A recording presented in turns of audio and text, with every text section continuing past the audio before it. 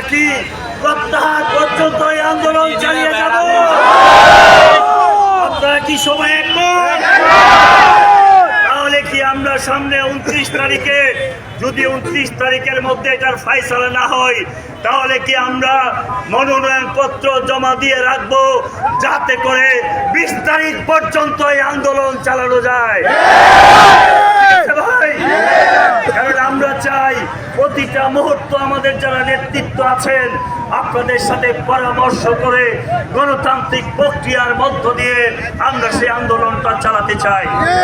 আমাদেরকে এই শান্তিপূর্ণ সমাবেশগুলা করে যাওয়ার জন্য আপনারা যারা সহযোগিতা করেছেন, আমরা আবারও আপনাদেরকে ধন্যবাদ দেই সাংবাদিক ভাইদেরকে, যারা কষ্ট করে সারাদিন 3 ঘন্টা যাবৎ এই মানববন্ধনের ফুটেজ সংগ্রহ করতে 20 কিলোমিটার ঘুরে ঘুরে কষ্ট করেছেন।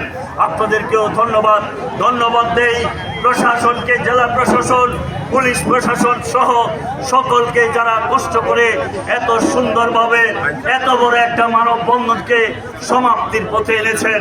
ধন্যবাদ দেই আরো যারা আমাদের সাথে সহযোগিতা করেছেন। আমরা আমাদের শুধু বলতে চাই, কর্মসূচি আজকের পরেও আমরা আমাদের কর্মসূচি চালিয়ে যাব, যেহেতু 25 তারিখ আমাদের প্রিয় নেতা তারেক রহমান সাহেব বাংলাদেশে আগমন করবেন। আমাদের একটা প্রস্তুতি সভা আছে, প্রস্তুতি সভা করব।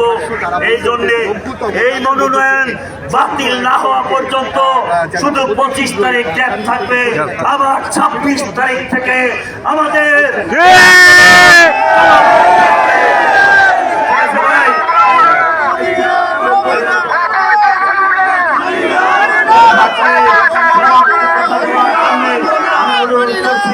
ধন্যবাদ।